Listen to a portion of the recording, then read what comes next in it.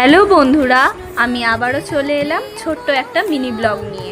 রথযাত্রা উপলক্ষে শ্রীরামপুর মাহেশের রথ 630তম বর্ষে পদার্পণ করলো।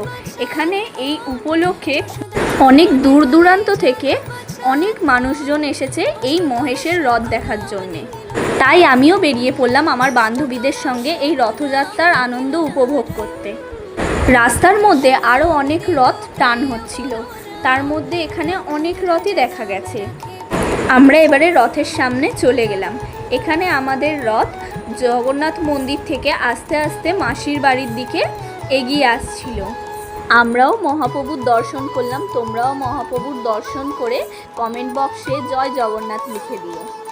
বান্ধবীদের সঙ্গে চলে এলাম জিলাপির দোকানে, তাই বান্ধবীদের সঙ্গে আর জিলিপি খেতে খেতে বাড়ি যাই। দেখা হবে আবার নতুন একটা মিনি ব্লগে, তার জন্য তোমরা অপেক্ষা করে থেকো কিন্তু।